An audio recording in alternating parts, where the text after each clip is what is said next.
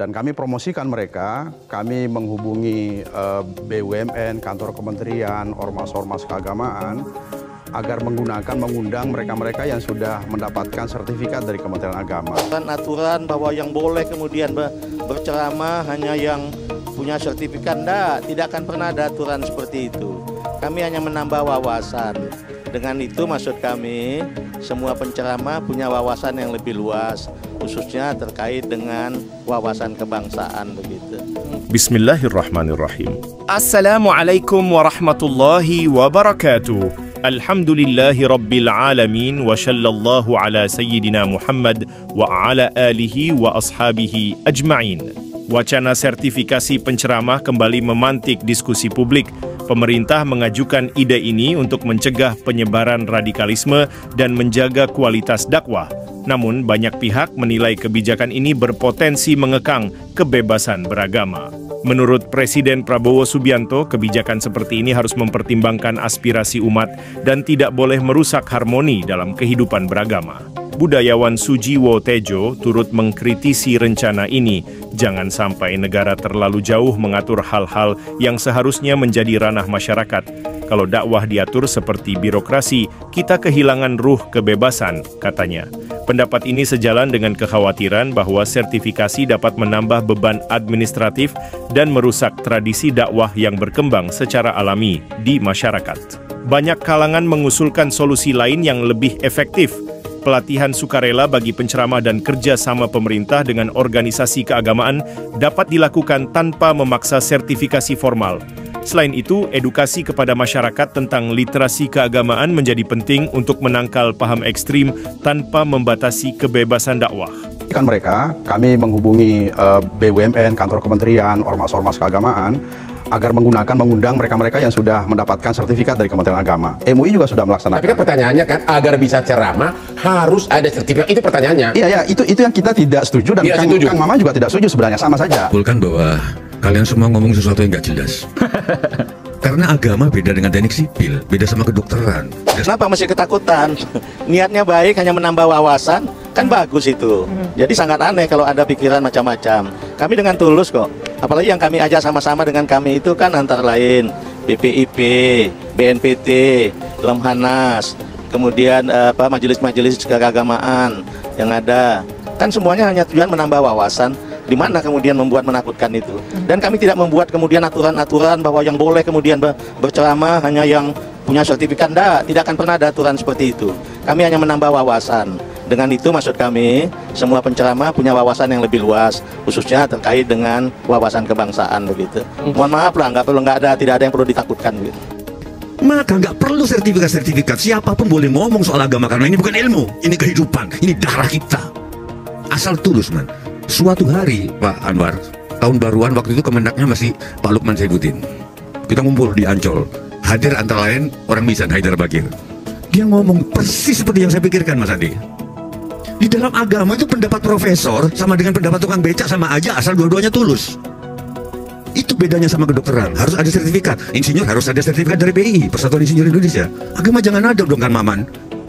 Toh nanti kalau dia itu soal etika nanti yang nyortir netizen kok. Kan hal yang beda. Mungkin ya karena dia ceramahnya kemudian mengagitasi umat yang ada, mungkin bisa saja. Tapi harapan saya jangan begitu. Tapi kalau pasti tidak akan pembubaran karena tidak punya sertifikat, pasti tidak seperti itulah. Silakan aja ceramah gitu. Selama memang ceramah-ceramahnya itu sangat positif. Tapi saya kira hampir semua ceramah nggak ada yang tidak positif, sangat positif. Jadi tidak usah khawatir ada pembubaran, apalagi dengan alasan tidak punya sertifikat. Tidak akan terjadi itu. Kalau terjadi pun pasti kami marah juga. Kami tegur itu, tidak boleh begitu. Oke, berarti ada jaminan ya, siapapun katakanlah penceramah yang tidak punya sertifikat tidak akan dibubarkan ceramahnya, itu sudah sebuah jaminan ya, begitu ya?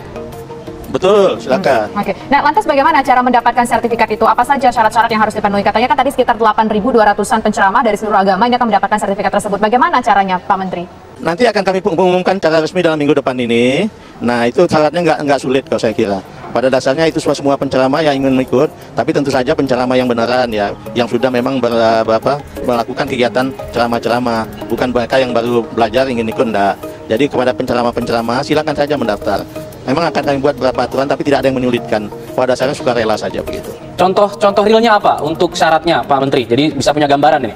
Oke, nanti akan diumumkan secara resmi ya, sangat teknis ya. Pakai contoh aja saya katakan, Kalau saya tidak salah yang lalu kita sepakati usia 25 tahun ke atas. Kemudian sudah berpengalaman dalam memberikan ceramah-ceramah.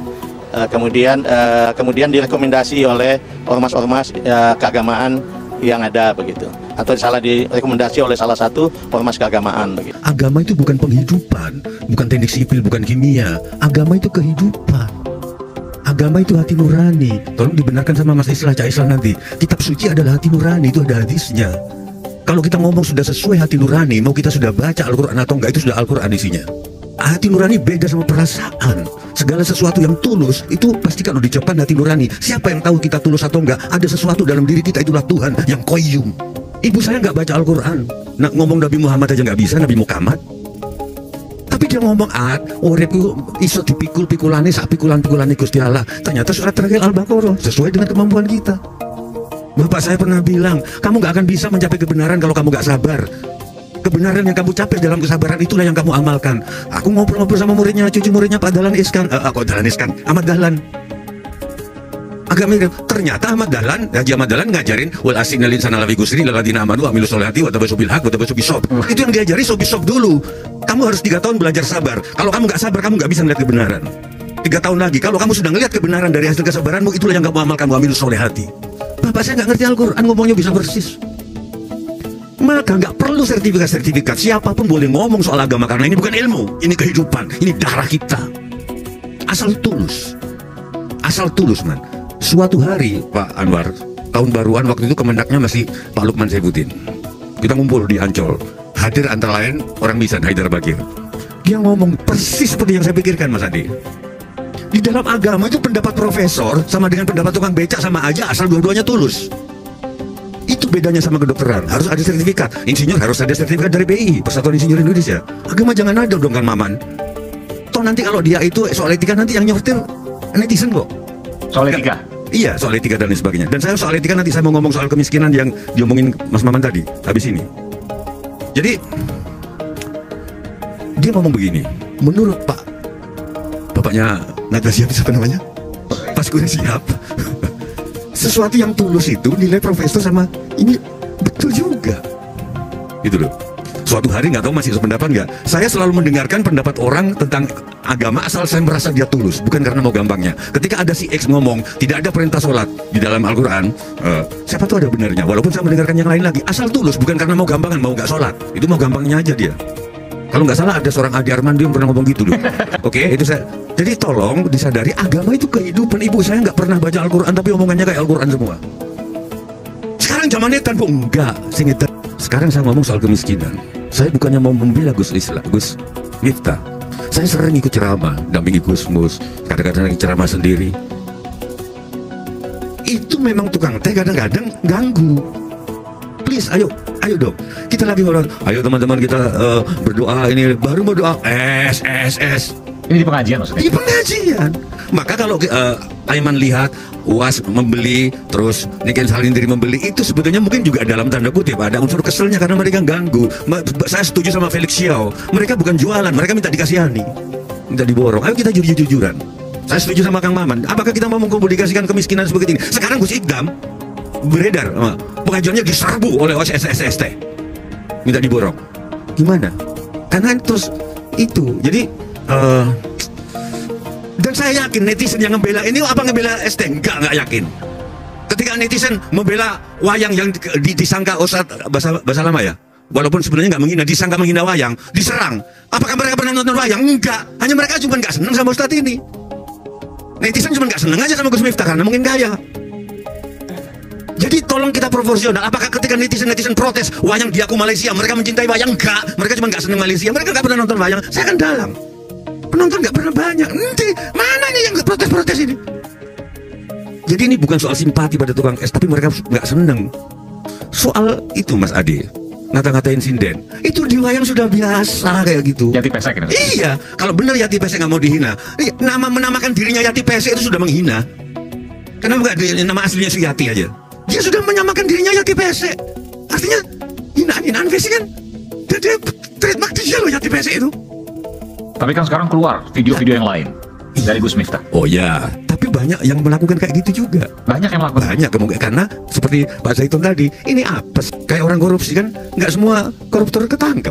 apa ya, Mas Aiman ya? Gimana ya? Saya mendukung Mas Maman, tapi ternyata Mas Ade itu nanti akan diseleksi sendiri oleh netizen. Walaupun seleksinya bukan karena kebaikan untuk memperbaiki kehidupan bersama, seleksinya netizen, seleksinya karena nggak suka aja. Ya nggak, udah nggak apa-apa. Padahal di dalam bapak saya, karma kebencian, memperbaiki, mengkritik orang karena nggak suka itu karmanya berat. Dan itu ada juga di, saya lupa di Al-Baqarah berapa itu. Jadi kalau kita mengkritik orang, nawaitunya itu untuk perbaikan bersama, bukan karena nggak suka. Sebagai negara yang Terima kasih. menjunjung tinggi keberagaman, Indonesia membutuhkan pendekatan yang lebih inklusif dalam menjaga kualitas dakwah. Regulasi apapun harus tetap melindungi hak konstitusional setiap warga negara untuk beribadah dan berdakwah tanpa diskriminasi. Dialog terbuka antara pemerintah, ulama, dan masyarakat adalah solusi terbaik. Wassallallahu ala sayyidina Muhammad wa ala alihi wa ashabihi ajma'in. Subhanakallahumma wa bihamdika ashhadu an la ilaha illa anta astaghfiruka wa atubu ilaik. Wassalamualaikum warahmatullahi wabarakatuh.